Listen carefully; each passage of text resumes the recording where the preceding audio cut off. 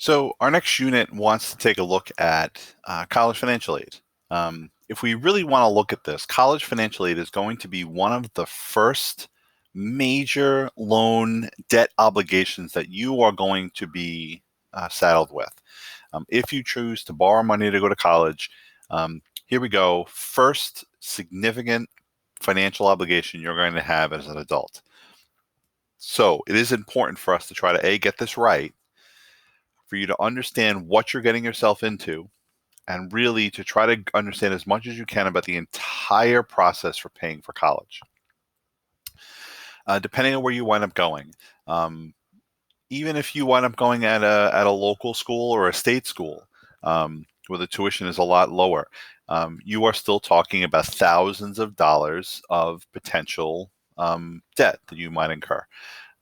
So my goal here is to try to just get you as much information as possible, so that when you're starting to understand more about this, when you're starting to do some of the financial aid process for real, and when it comes time to pay your college tuition bill, you understand what you're looking at, right? And you have all the information so you can make smart decisions.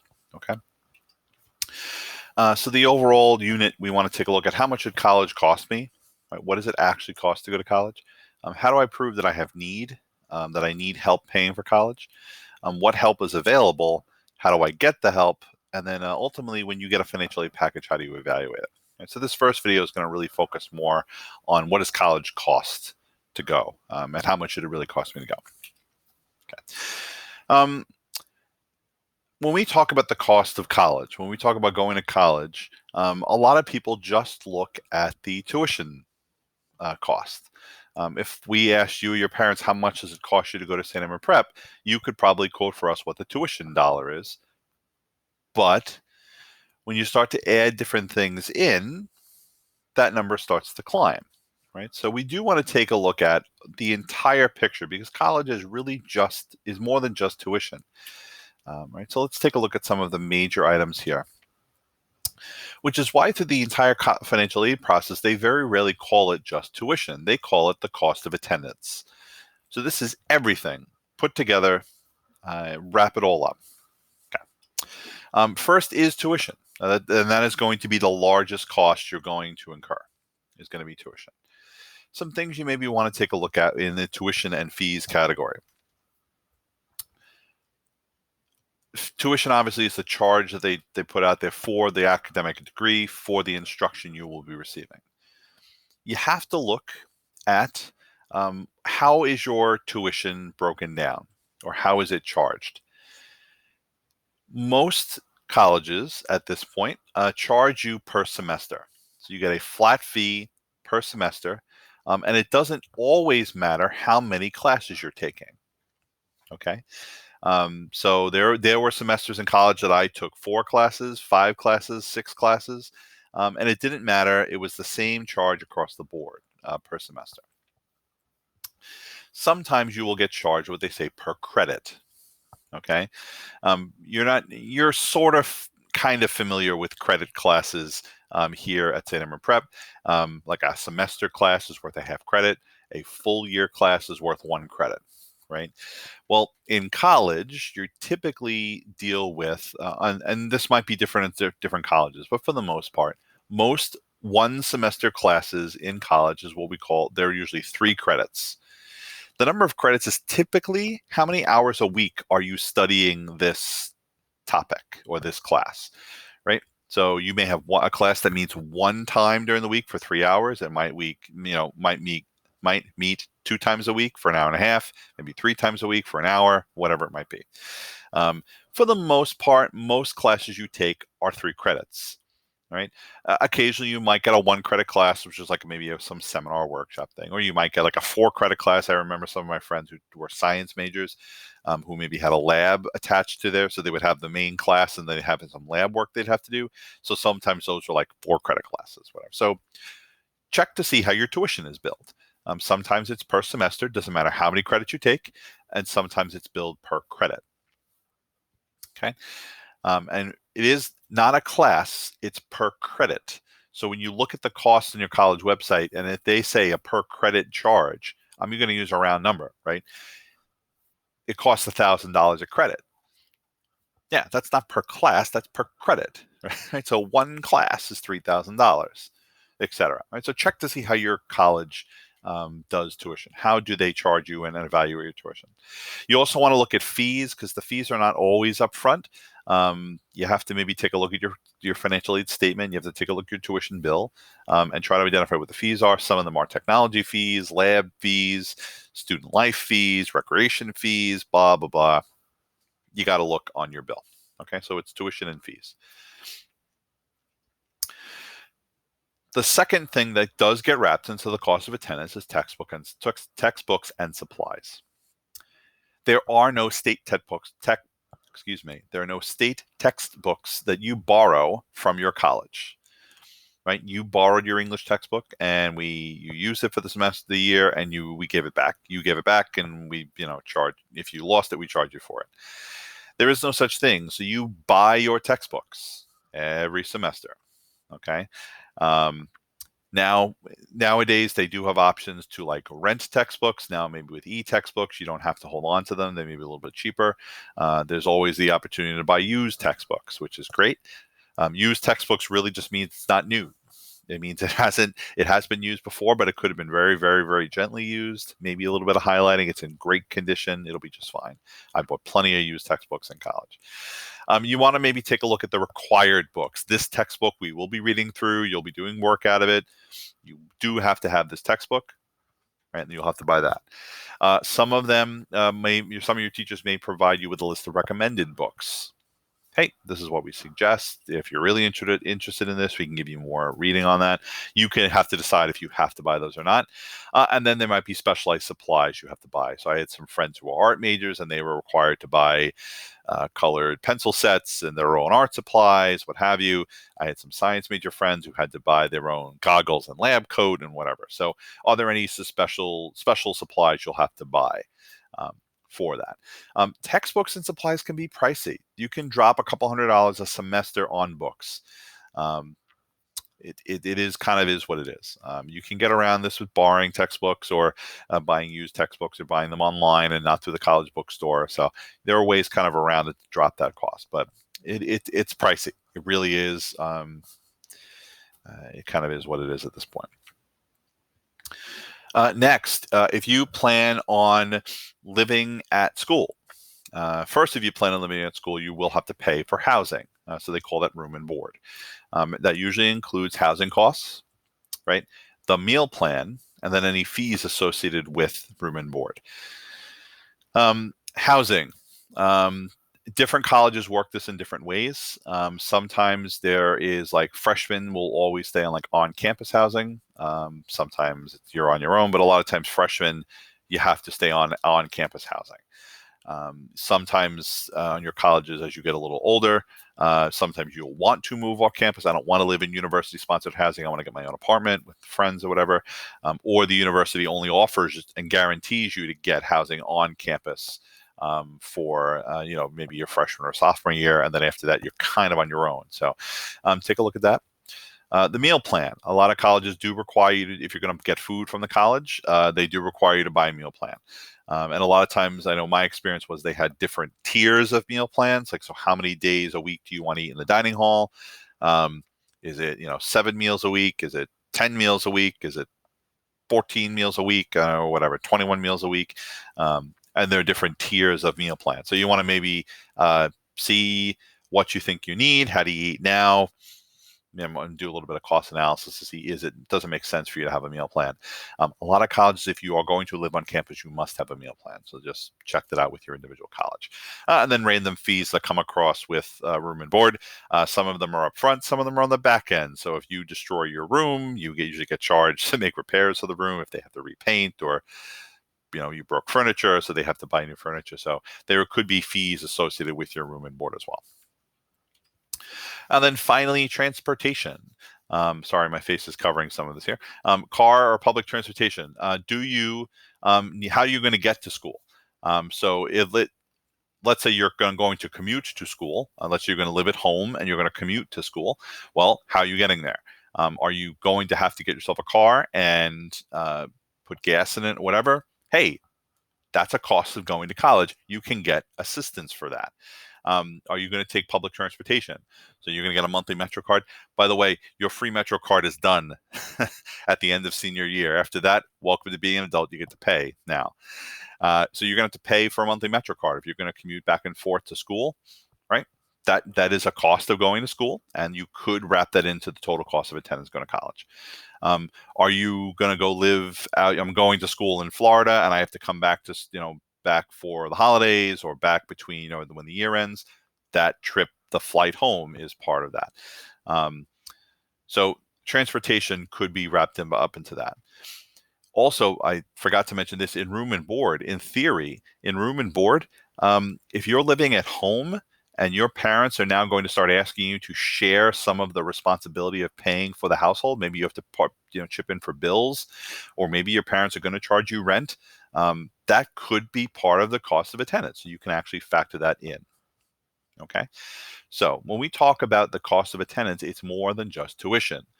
Because honestly, textbooks and supplies, room and board, and transportation are nothing to sneeze at. In some cases, room and board could be $10,000 or $15,000 a year. Then maybe another, let's say $500 to $700 a semester in textbooks, and then transportation costs. You're talking, another couple of $1,000 added on top of tuition and fees. So all of these things count towards your cost of attendance. You want to kind of get an idea of the whole picture when you're trying to evaluate, schools you're looking at. Some thoughts for you here. Please just check your college's website. Usually in the admissions section there's going to be a whole page on tuition and costs. So please check that. The office that does tuition and finances at your college is called the Bursar, Bursar, the Bursar's office. They handle your bill and costs and payments and fees. All right. Check the admissions material. They will certainly, after we see where the dorms are and where can I get smoothies and what does the library look like, the next question everyone has is, all right, what does this cost me? That it's not secret. A lot of your colleges already have tuition schedules out for the next couple of years. Some things you want to consider maybe. Take a look at your colleges. If you are an in-state resident or an out-of-state resident, sometimes the college price differs. I especially know for the SUNY schools. Binghamton, Oneonta, those types of schools. If you are a New York State resident, you pay one fee. If you are a non-New York State resident, you pay a significantly higher fee. Right? Your tax dollars come help to pay for the state university system. So take a look. A lot of your state colleges do have in-state and out-of-state pricing. That's something you might want to consider. I know when I was going to college, they had an idea called a lock-in plan, right? So if you locked in on freshman year, you could actually lock in your tuition and not be affected by subsequent tuition raises over the next 4 years. You paid a little extra freshman year, but then it locked your tuition in, so you would pay the same amount 4 years in a row. See if your college offers something like that. I know we had a chance to do that. You also want to check to see what are the requirements to be considered a full-time student. Because either your tuition payments or your tuition costs usually are determined on you being a full-time student. So how many classes do you have to take in order to be considered full-time? In some cases, it's like 3 classes. You have to take at least 9 credits. Other places it could be different, but what constitutes a full-time student? We'll get to this later, but sometimes the aid you get, the assistance you get, is dependent on the fact that you are going to be a full-time student. And if at any point you drop below the number of credits you need to be taking, your financial aid could go away, right? So because you're not full-time anymore. So check it out. What are the requirements to be a full-time student? Okay. Hopefully by now, a lot of my senior friends have already done this investigating. What does it cost to go to school right now? Okay. And if you're one of my junior friends, take a look, see what college names are floating in the back of your head, and you should probably go and check out, see what does that cost right now. Unfortunately, the cost of college it's expensive. It is. There's no way around it right now, and it is something you and your family are going to have to talk about. right? To see, can we afford this? Do I want to do this? Or am I going to start to make college decisions based on what it costs? And that's a legitimate reason to be choosing where you go to college. Of the ones on this list here, Boston College and Columbia are two of the most expensive schools in the country. I think Boston College, without taking a look at it, is upwards of $50,000 a year. And Columbia is up there too. CUNY and SUNY are more reasonable for in-state residents. And a lot of there are fantastic colleges in the state and the city system. There really are. They're outstanding colleges. All right, so shop around. Right, see what programs you get interested in, and then at the end of the day, we do have to pay attention to dollars and cents when it comes to this.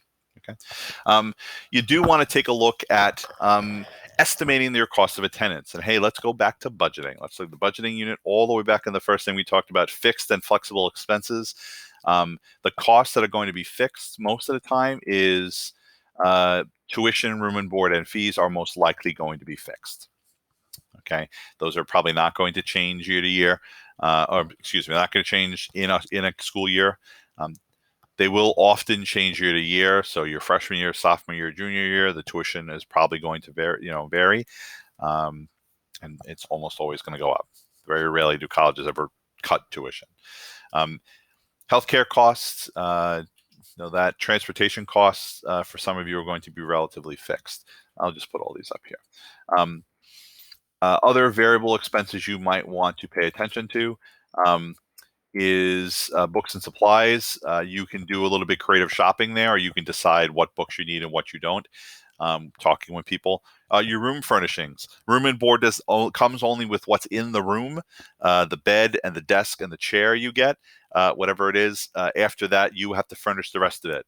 So however the lifestyle you've become accustomed to, right? You can drop hundreds of dollars, if not thousands of dollars in room furnishings. Are you going to take a lot of stuff from home? It's up to you. Campus activities, what do you want to get involved in? Are there things you have to pay for? I went to St. John's in Queens, so being a Big East school, being a big basketball school, I was very interested in going to St. John's games at the Garden and on a campus. You could get season tickets, and you could actually get them for dirt cheap for being a student and get pretty good seats too. So what do you want to get involved in? Laundry. Sadly, I think because I had to pay for laundry, it was like $1 a wash, $1 a dry type of a thing. I think in some cases I heard that laundry was included now for some colleges, but hey, you may need to have laundry money to do that. Do you need to buy new clothing? For those of you who have been living in uniforms for the last 4 years, you're gonna have to buy some clothing. Hey, having food and snacks outside of your dining plan. Your phone, other miscellaneous supplies you might need are going to be a part of that. Okay, so you do have a lot of fixed costs, but you do have a lot of room here for variable costs if you are trying to watch your expenses. So ultimately, here the answer is, what can you afford? And this is if you haven't already had this discussion yet, I imagine that most of my senior friends have at this point. What can you afford? And here are some questions you want to ask. All right. First, what are you expected to contribute? Are you going to have some or all of the burden of paying for college? Some of you may be in the position where mom and dad can say, listen, we've been saving and we will take care of wherever you want to go to college. We're going to pay for it. And if you are able to do that, that is a fantastic blessing. I was in the position where my mom and dad could help me, but I did have to take out loans, right? So we didn't really, I don't know if we split it, but my mom and dad contributed some, and I had to take out loans and do some other stuff there, right? So what are you going to be expected to contribute, and are your parents going to be able to help you? So what's the split? And this is an honest conversation that you get to have with your parents now. And you can then try to estimate what you think your state and federal aid could be. All right. This is a really great website, HESC, the New York State Higher Education Services Corporation, HESC.ny.gov. They have a lot of really great calculators on their website where you can like plug in some financial numbers and get an idea of the type of aid you might be able to be eligible for. None of this is official, but you can get a sense of when you're trying to plan and budget and get a sense of what you can really afford. They have some great aid calculators on their website. HESC.ny.gov, great website. The College Board actually has some good stuff here. Bigfuture.collegeboard.com, and this is a college cost calculator. So here you can kind of plug in some numbers, and they're going to try to get you some help in figuring out what it is that you're going to pay. So check out the College Board. That's some really good stuff there too. And then another website I'll just throw out there is finaid.org. Finaid.org not only has a ton of great information, but they also have a lot of really good calculators here that can help you not only predict what college is going to cost you, but if mom and dad, if we weren't having this discussion now, but maybe you have younger brothers and sisters, right? Mom and dad can try to maybe figure out a savings plan. So like if we started when you were 5, right? How much would we have to save to generate the amount of money we need? And a lot of other really, really great stuff on there. So finaid.org is another fantastic website I would recommend there. So, so this is really a little bit about just the cost of college. It is more than just tuition, number one. 2, you really should do some real research. Go back to your spreadsheet skills from my freshman computer technology class. Put your spreadsheet together, calculating all this stuff together so that you can really start to compare actual dollars between the colleges you've applied for that you're interested in. 3, have the important conversation with your parents about what is the deal. Am I paying? Are you paying? Are we paying? What's that breakdown look like? Right? That it's an important conversation. And if you haven't already had it, you should. Okay. So that's just a little bit about just what will it cost me to go to college. Okay. In our next segment, we'll talk a little bit about, all right, I know I'm going to go to this college and it's going to be expensive and I'm going to need help doing it. How do we get some assistance to be able to pay for college?